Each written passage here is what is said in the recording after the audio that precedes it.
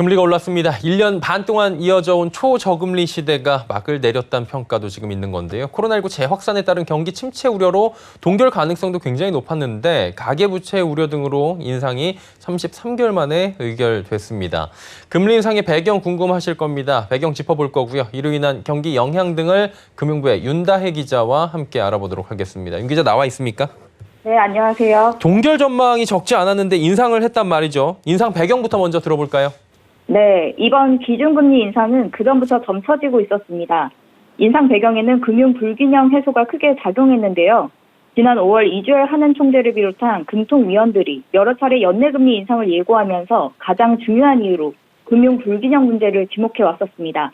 금융 불균형이란 가계빚의 급격한 증가, 자산 가격의 과도한 상승 등 위험 자산에 대한 투자 확대 등이 동시에 일어나 금융이 불안해지고 실물 경제로도 불길이 번질 수 있는 상태를 말합니다. 현재 쌓여있는 가계빚 총액은 1,800조 원을 넘어선 상태입니다. 빚이 계속 늘어나는 추세지만 작년 코로나19 확산 이후 증가 속도가 빨라졌습니다. 이 가운데 절반 이상이 주택담보대출로 한은은 부동산 가격을 중점으로 자산 버블을 막기 위한 선제 조치를 취한 것으로 보입니다. 한은은 또 금리를 동결하게 되면 금융 불균형 누적에 따른 부작용이 더 커져 중장기적으로 봤을 때 경제 성장 기반을 약화시킬 수 있다고 내다봤습니다. 완화적 통화 정책의 부작용으로 솟은 가계대출, 집값, 물가 등을 더 이상 방치하기 어렵다고 판단하고 통화 정책의 정상화로 대처해 나갈 필요가 있다고 본 겁니다. 이에 한은은 경기 회복세가 지속될 것이라는 전제하에 2년 9개월 만에 금리 인상을 단행한 것입니다. 또 코로나19 4차 유행으로 불확실성이 높아지고 있지만 백신 접종의 속도가 나고 있는 점도 고려된 것으로 보고 있습니다. 결국엔 집값이나 물가 잡기에 시동을 걸었다라는 건데 이 외에도 금리 인상을 결정하게 된 또 다른 이유는 없습니까? 네, 미국 연방준비제도가 7월 연방공개시장위원회 회의에서 연내 자산 매입 축소, 즉 테이퍼링 가능성을 시사한 사실도 금통위의 결정에 영향을 미쳤습니다. 테이퍼링이 시작된 뒤 조만간 연준의 본격적 기준금리 상승이 예상되는데 금통위가 선제적으로 기준금리를 먼저 올려 격차를 유지할 필요가 있다고 판단한 것으로 보입니다.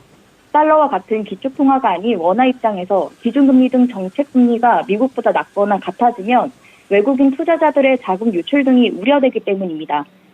그리고 인플레이션 압력도 작용했습니다. 8월 소비자 동향조사에서 기대 인플레이션율 2.4%로 2018년 12월 이후 가장 높았습니다. 커진 물가 상승 기대는 생산자의 가격 결정 등에 영향을 미쳐 결국 실제 물가 상승을 이끌 수 있기 때문에 금리 인상에 영향을 미친 것으로 보입니다. 근데 문제가 코로나19 지금 재확산이란 건데 네 자릿수가 지금 계속 지속이 되고 있어요. 이 시점에 금리 인상하게 되면 경기 침체가 우려가 되는데 어떻습니까, 이 부분? 네, 한은은 기준금리 인상으로도 향후 온라인 소비, 재정 효과 등 경기에 타격이 크지 않을 것으로 보고 있습니다. 1차적으로는 소비의 회복세가 주춤할 수 있지만 결론적으로 긍정적으로 보고 있습니다. 한은은 사회적 거리두기가 강화되면서 최근 개선세를 보이던 민간 소비가 일정 부분 부정적으로 영향을 받을 것으로 예상을 하고 있습니다. 하지만 정부의 방역 대책, 백신 접종 확대 계획이 이행되면서 확산세가 진정이 되고 여기에 더해 정부의 추경 효과가 더해진다고 하면 경기 회복세를 크게 훼손하지는 않을 것으로 보고 있습니다. 또 감염병에 대한 학습 효과도 높아진 점을 감안했습니다. 한은은 수출과 투자가 지금까지 회복세를 뒷받침하고 있는데 이 같은 흐름은 앞으로도 이어질 것으로 보고 있습니다. 또 정부에서 추진 중인 경기 활성화 대책도 일정 부분 성장에 기여할 것으로 예상하고 있습니다. 전문가들도 이번 금리 인상으로 경기 침체가 악화되지는 않을 것으로 보고 있습니다. 전문가 얘기 들어보겠습니다. 침체 우려가 더 심화될 것 같지는 않고요. 경기가 돈을 많이 풀고 확장적인 기조가 이어지게 된다라고 하면 경기에 대한 기여도가 높긴 하겠지만 통화당국 같은 경우에는 금융 불균형이라는 문제가 워낙 더 시급한 현안으로 생각을 했기 때문에 금리를 올렸다고 생각을 하고 있어서 경기 위축 요인들이 그렇게 더 크게 부각될 것 같지는 않습니다. 또 한은은 국내 경제가 올해 4% 성장할 것으로 자신하고 있습니다. 코로나19 재확산에 따른 거리두기 강화로 일부 대면 서비스 품목의 물가는 영향을 받을 수 있으나 전체적으로 볼 때 4% 성장에 무리가 없다고 보고 있습니다. 경기 회복세가 빨라지면서 수요층 물가 상승 압력이 커지고 있기 때문입니다. 작년 0.9% 뒷걸음질한 GDP는 이미 지난 1분기 코로나19 발생 이전 수준을 회복한 상태입니다. 또 방역 조치의 효과가 나타난다면 이번 재확산이 성장 흐름에 큰 영향을 줄 정도는 아니라고 판단했습니다. 예, 금리 인상이 결국엔 가계부채 증가에는 좀 억제 효과가 있겠지만 다중채무자나 코로나로 피해를 입고 있는 자영업자 등의 대출 이자 부담은 굉장히 커질 것으로 우려가 나오는데 이 부분은 어떻습니까? 네. 일단 한국은행은 코로나19 이후에 소상공인을 지원하기 위한 대출 제도랑 피해기업 지원 제도, 소상공인 지원 프로그램을 운영하고 있습니다. 대출 지원 프로그램은 다음 달 말까지로 얼마 남지 않은 상황인데요. 피해기업 지원의 경우에도 한도가 13조 원인데 지난달 12조 6천억 원으로 대부분 소진됐고, 소상공인의 지원의 경우에도 한도 3조 원 중에서 2조 원이 소진된 상태입니다. 이에 이주열 총재는 취약계층 지원은 기본적으로 재정의 몫이라고 보고 재정 지원 어려움을 겪는 이들을 집중적으로 지원해야 한다며 한은도 금융중개 등을 통해 취약계층을 지원할 계획이라고 말했습니다.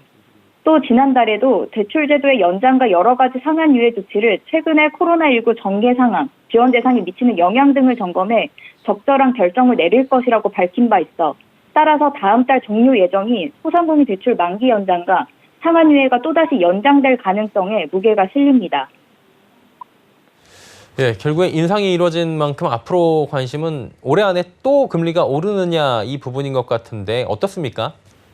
네, 올해 안에 또 한 차례 금리 인상이 이뤄질 가능성이 높아 보입니다. 오늘 이주열 총재가 추가 인상 가능성이 있음을 시사했기 때문인데요. 이주열 총재는 경기 개선 정도에 맞춰 기준금리 추가 인상 정도를 점진적으로 조정해 가겠다고 말했습니다. 전문가들도 금리 인상이 시작됐다고 보고 추가적인 금리 인상은 있다고 보고 있으나 단 시기에 대해서는 당장 10월부터 내년 1월까지 얘기가 나오고 있습니다. 전문가 얘기 들어보겠습니다. 11월 달 같은 경우에 이제 다른 나라들의 통화정책 일정들도 완전히 교통정리가 안 될 것 같아서 너무 네네네. 우리나라가 앞서서 금리를 올리게 된다라고 하면 거기에 대한 부담들도 있을 거라는 생각이 들어서 내년도 1월 달 금리 인상 전 보고 있습니다. 예, 기준금리 인상에 대한 이야기들 함께 나눠봤습니다. 금융부 윤다희 기자였습니다. 고맙습니다. 네, 감사합니다.